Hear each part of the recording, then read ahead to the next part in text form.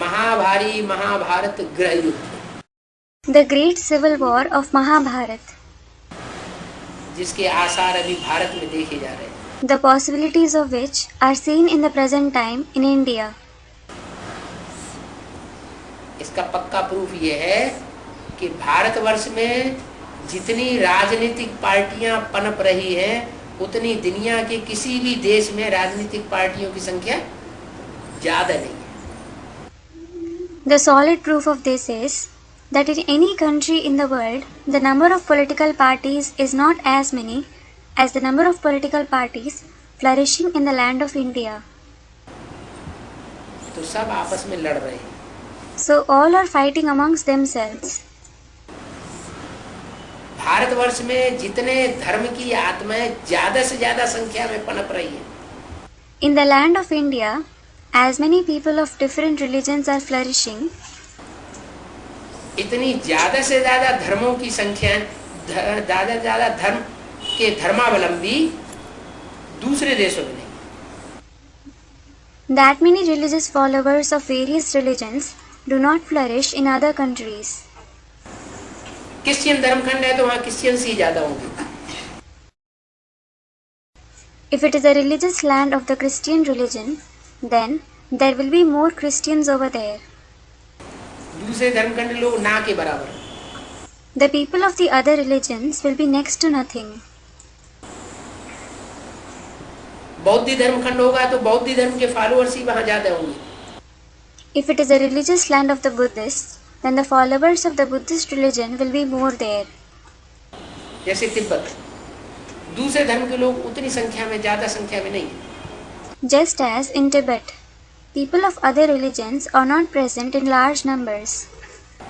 एक दुनिया की एक ही ऐसी राजधानी है There is only one such capital in the world, जहाँ सब धर्मों ने अपना राज्य गमाया किया है, Delhi. where people of all the religions have ruled, Delhi.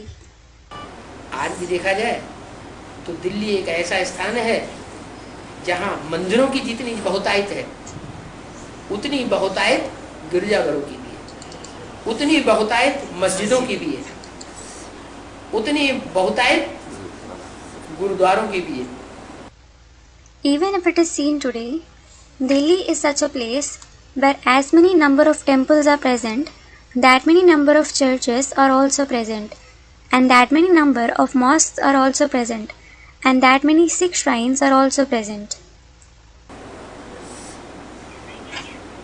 माना हर धर्म का वर्चस्व जो है वो भारत में ज्यादा से ज्यादा परसेंटेज में, और दिल्ली उसकी कैपिटल है।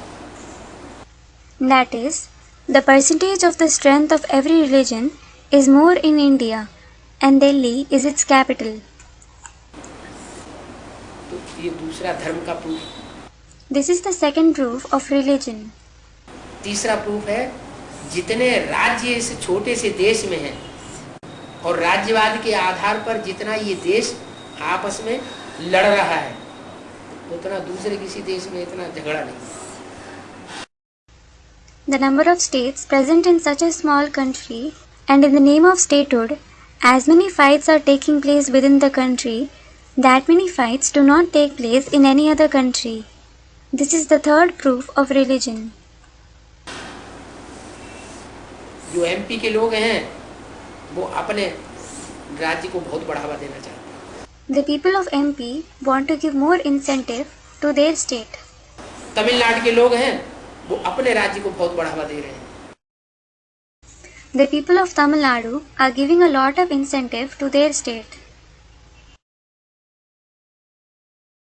यूपी के लोग हैं वो यूपी को ज्यादा बढ़ावा देना चाहते हैं। The people of UP want to give more incentive to their state. Bengal के लोग हैं तो बंगाल को ज्यादा बढ़ावा, आंध्र प्रदेश के लोग हैं तो बस तेलुगु देशम पार्टी की सब कुछ बने संसार में, वो ही सब कुछ है। The people of Bengal want to give more incentive to their state. The people of Andhra Pradesh wish that Telugu Desam party becomes everything in the world. ऐसा माहौल बनता चला जा रहा है। They precisely consider it as everything. राज्यवाद के आधार पर बहुत अंदर अंदर आग भड़क रही है। On the basis of statehood, a lot of fire is kindling from within.